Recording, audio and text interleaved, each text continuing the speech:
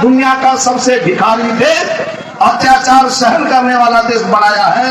उन्हीं इस देश के आतंकवादियों का भारत में आज की स्थिति में शासन है। इनके शासन को पलटने के लिए आप तैयारी में हैं? अगर पलटना चाहते हैं, अपना देश वापस लेना चाहते हैं, लायक पूर्वजों की नालायक संतानें लायक बनना चाहती हैं, तो आपको अपनी आदत में सुधार करना होगा।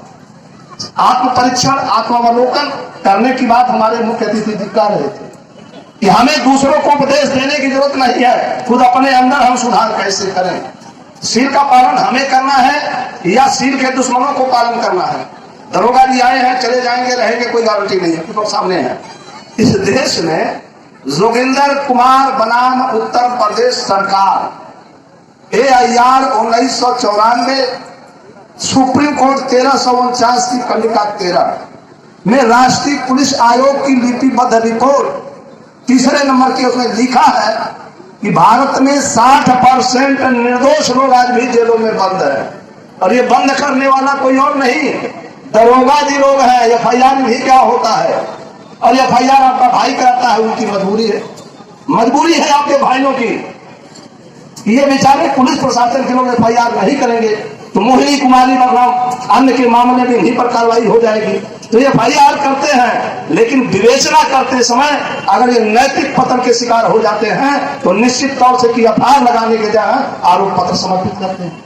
इस तरह के हालात जो भारत में लोकतंत्र के लिए खतरे की घंटी है कि देश में भ्रष्टाचार, निर्दोष लोग जेलों में, अगर ये बंद है और भ्रष्टाचारी सदाचारी बन के घूम रहे हैं तो लोकतंत्र खतरे में है। और लोकतंत्र खत्म हो जाएगा तो ये जो बहुजन समाज यहाँ आया है, इसको कोई पूछेगा? राजा साहब राजा बनेंगे, इनकी रानियां बच्चा पैदा करेंगी, वही देश के मालिक बनेंगे। तो सोचो तुम लोगों का क्या होगा, माता बहनों, तुम्हारा क्या होगा? जहां से बाबा साहब पूरे तैयार शाहू अम्बेडकर जगजग प्रसाद ने निकाल कर आज तुम्हें राजा बनने का हक दिया है, ये भी खत्म होने वाला। अब इसी को तुम्हें संभल के सरकार बना दिया। मात्र 7 चीजें लागू करने के लिए मुझे आपका वोट चाहिए।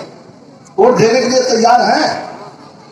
गांव घरों में पूछ लीजिए भाई, चूंकि चुनावी जंग के बगैर कुछ नहीं होने वाला है। अगर आप समझते हैं कि भाषण देके मैं चला जाऊंगा, मुझे 40 साल भाषण देते हुआ, और बदलाव होगा विधानसभा और लोकसभा से। विधानसभा और लोकसभा में आप अपने दुश्मनों को वोट देते हैं, जिसको BP अशोक जी ने भाषण में बताया कि संविधान के दुश्मन को वोट नहीं देना है। टिकट देने से पहले सोचो और वोट देने से पहले सोचो कि टिकट किसको देती है पॉलिटिकल पार्टियां और आप किसे वोट देते हो।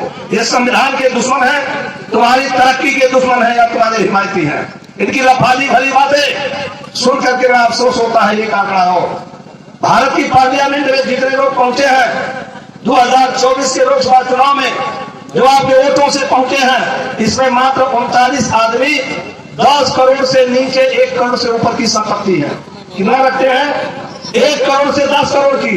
उसके ऊपर वाले जो 10 करोड़ से 8 मिलियन डॉलर यानी 10,000 करोड़ के आसपास संपत्ति रखते हैं। 504 मेंबर आप पार्लियामेंट पहुंचे हैं। क्या बाघ बकरी की रक्षा करेगा? दोबारा पूछने आया हूं, क्या बाघ बकरी की रक्षा करेगा? क्या ये 10,500 करोड़ तक के मालिक, 100 बीघा के मालिक आपके भविष्य के विषय में सोचते हैं? अगर सोचते तो ये 80 करोड़ लोग 5 किलो राशन क्यों मांगते? 5 किलो राशन पर जिंदा रहने वालों, जरा सोचो, क्या अपने बच्चों की पढ़ाई दवाई का इंतजाम कर लोगे? क्या तुम अपने बच्चों की शादी ठीक से कर लोगे? क्या पढ़ाई दवाई का इंतजाम कर लोगे? मेरी नजर में तुम कर नहीं सकते हो। घुल घुल करके तुम जिंदा हो। ऐसी जिंदगी को लानत है। सवाल जिंदा रहने का नहीं, सवाल जिंदा रहने के स्तर का है।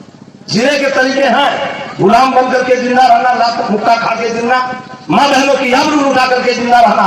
और दूसरा तरीका है कि दुश्मन से लड़ने के नाम पर डर करके पीछे मुड़ी घुमा कर भाग जाने वाला। और तीसरा मर्द पानीदार शोषित इनकलाब लेनी अमर योद्धा बाबू जगदेव प्रसाद अथवा देश की आजादी के लिए लड़ने वाले भगत सिंह और उनके साथियों को मैं नमन करता हूं कि फर्ज पर मिटने वाले डर असल में मर नहीं सकते। मौत आ जाए सम्मुख मगर भी डर नहीं सकते। अरे शहादत हासिल होती है राकेश भ्रमर, कुछ खुश नसीबों को जिन्हें है जिंदगी प्यारी, असल में वे कुछ कर नहीं सकते। तो हम इस देश से जंग लड़ना चाहते हैं। बताइए कितने लोग हमारे साथ रहने के लिए तैयार हैं, बाकी अपना जो सर छुपा के भागने वाले हैं, आज भी भाग जाए मुझे कोई फर्क नहीं पड़ने वाला, क्योंकि जंग की तैयारी है मेरी। बहुत दिन से भाषण देते हो गया, क्योंकि जिन्होंने आपका देश छीना है वह आपके भाषण से देश छोड़ने वाले नहीं है। उनसे देश लेने के लिए वोट के आधार पर आप लड़ोगे तो गांव वोटों की चोरी करते हैं, पैसे से खरीदारी करते हैं, और नहीं तो बड़े नाम में बेईमानी करते हैं। ऐसे बेमानों से निपटने के लिए सीधे बुलेट और बैलेट की तैयारी करो, हम तुम्हारे साथ खड़े हैं, तब जाके जंग होगी, देश मिलेगा। चौथी बात, दादा चंद्रगुप्त ने कभी हाथ फैला के भारत की भीख नहीं मांगा था कि ऐसे सिकंदर आओ चले जाओ। उन्होंने मुकाबला किया, सर पर कफन मार करके मुकाबला किया था, और जब मुकाबला किया तो सिकंदर मार खाया, भागा। उसका चाचा आया, पकड़ा गया, बंदी बनाया गया, पैरों पर पगड़ी गिराया, जान की भीख मांगा, और समझौता नहीं हुआ तो अपनी बेटी से शादी का प्रस्ताव दिया। समझौता हुआ तो 4 प्रदेश दहेज में दिया। बहुत शानदार चीजें हमें वापस लानी है, इसके लिए कलिंग युद्ध से बड़ा युद्ध लड़ने की तैयारी करो। बाकी तो भाषण बहुतों का सुन चुका हूं।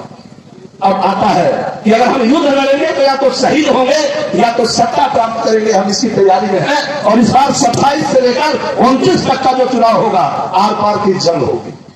फैसला आपका, अगर तुम्हारी मर्जी होगी तो हमें समर्थन देना, और नहीं मर्जी होगी तो गुनाह नहीं है, क्योंकि हम अपना फर्ज अदा करेंगे। आप अपना फर्ज करो अदा या मत करो। हम 7 काम करेंगे। वह काम पहला है कि अगर आपने मुझे सरकार बनाने का मौका दिया तो पहला काम है कि इस देश में असली समाजवाद, लोकतंत्र और राष्ट्रीयता की स्थापना करूंगा। पहला असली समाजवाद, देश की आजादी से अब तक असली समाजवाद लोगों ने लाने के बजाय लफाजी भरे भाषण दिए। समाजवाद का मतलब है 2 लाइन में, या तो डॉक्टर लोहिया का समाजवाद या मार्क्स माओ लेनिन स्टालिन का समाजवाद। दोनों का फर्क समझ लेना। पहली लाइन का समाजवाद है कि डॉक्टर लोहिया ने कहा है कि अगर किसी परिवार में माता पिता और उसका एक बच्चा और उसकी बहू है, एक बेटा है, 5 लोगों का परिवार है, माता पिता बूढ़े हो गए और कमाने वाला सिर्फ बेटा है, तो एक बेटा कमाएगा, उसकी कमाई के हिसाब से उसको मेहनताना मिलेगा। बाकी जो 4 लोग उनके सहारे हैं, चाहे उनको पढ़ाई दवाई का इंतजाम हो पाए या मत हो पाए, पेट भरे या नहीं भले, यह लोहिया का समाजवाद है। लेकिन माओ मना मार्क्स, माओ लेनिन और स्टालिन, जिन्होंने जगदेव प्रसाद को जन्म दिया भारत भूमि पर, उन्होंने कहा है लेनिन के शब्दों में कि इस देश में अगर 5 हैं, कमाने वाला एक है तो पेट नहीं भरेगा, बल्कि 5 का पेट भरने के लिए, पढ़ाई दवाई के लिए जितनी जरूरत पड़ेगी आवश्यकता के अनुसार हम वेतन देंगे। फैसला तुम्हें करना है। कौन सा समाजवाद इस मुल्क में चाहते हो? लोहियावादियों को आपने कम से कम तो 10 साल मौका दिया है। कभी चरण सिंह जी के साथ दिया, कभी मुलायम सिंह के साथ दिया, कभी लालू जी को दिया, कभी नीतीश को दिया है, केंद्र से लेकर प्रदेश में। क्या उनका समाजवाद आया? उनका समाजवाद आया नहीं आया तो क्या करना होगा? ऐसे भगोर संख्यी समाजवादियों को वोट देना बंद करो। पहली लाइन बंद करोगे या नहीं? दूसरा समाजवादी जो नकली है, ये सीपीआई, सीपीएम, सीपीआई, एमएल, यह भी भारत सरकार में शामिल रहे 3rd मोर्चा के साथ, और कई स्टेटों में सरकार में रहे। क्या उनका समाजवाद आ गया? न तो नकली समाजवादी, लोहियावादी या मार्क्सवादियों का समाजवाद भारत में नहीं आया है, इनकी कथनी और करनी में है।